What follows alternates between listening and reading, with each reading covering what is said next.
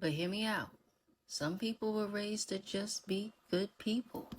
Not successful, not skilled, but good. Mediocre. And that's unfortunate as a generation.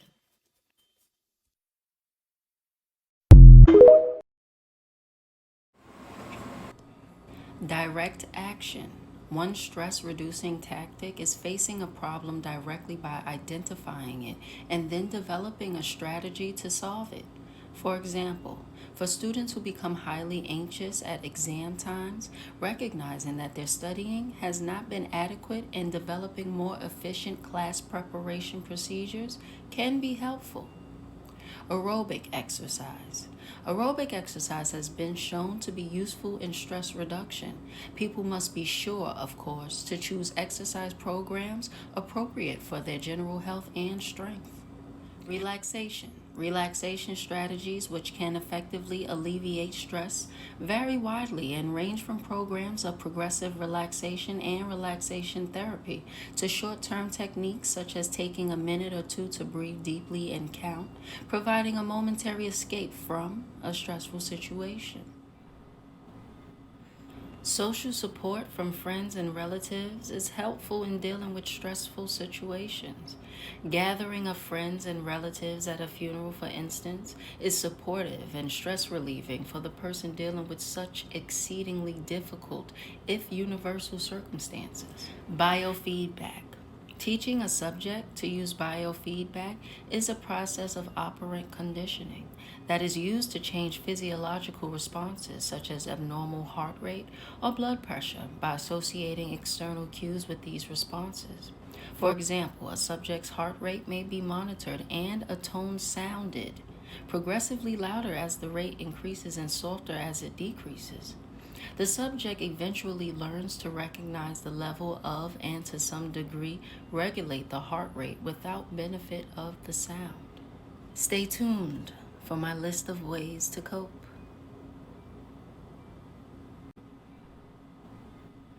Social support from friends and relatives is helpful in dealing with stressful situations. Gathering of friends and relatives at a funeral, for instance, is supportive and stress relieving for the person dealing with such exceedingly difficult, if universal, circumstances. Biofeedback. Teaching a subject to use biofeedback is a process of operant conditioning that is used to change physiological responses such as abnormal heart rate or blood pressure by associating external cues with these responses. For example, a subject's heart rate may be monitored and a tone sounded progressively louder as the rate increases and softer as it decreases. The subject eventually learns to recognize. Code Volume 9. This one is about philosophy. As I always start these with, as a black man in America, you will be required to show your gangster and your gentleman, which is the G&G code, at different times throughout your life. The key in that is to be able to have great judgment in deciding when you show your gangster or your gentleman. You should be showing your gentleman far more often than your gangster. That's pretty good too. So this one is philosophy. The last one I did was ideology. It was kind of the what you think about. And I started getting into that and how you think about the different topics that you're going to be having as your ideology. And it's, again, this is for adolescent black males, so your content, your data is less than you're going to have as you keep going. But it's important to start thinking about this now, because as you go on, you don't want to start to have to figure out the ways you think about stuff on the fly. You want to be intentional about how you think about stuff. So the thing about philosophy is it takes parts of your ideology and identifies how you think about things. Say if I train kids and I always think that you need to have a certain process in place and have mental toughness in order to become good, that's one of my pillars of a philosophy that I'll take and use in different other aspects of my ideology when I'm talking about how you become good at something or how you evolve or develop.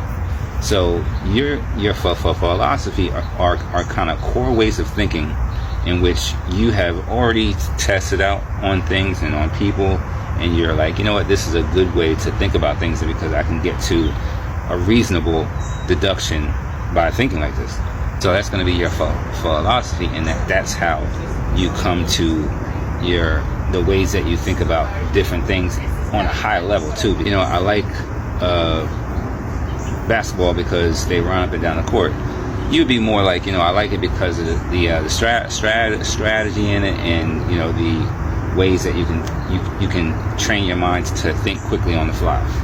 So you're going to have more of an in-depth way of thinking because your philosophy is going to be more based on how you think about things and the way that you develop your thought pattern so that you can use it in different other ways. So philosophy is going to be taking things that you think about, which is your ideology, and identifying the way that you thought, the way that you came to have an opinion on it, and use that thinking in different other ways. Now you have a philosophy on a certain thing, and then you'll get more over time. So difficult for young kids, but they should be thinking about it now, because you want to start to build thinkers and not just, you know, athletes, rappers, and entertainers, because we have enough of those.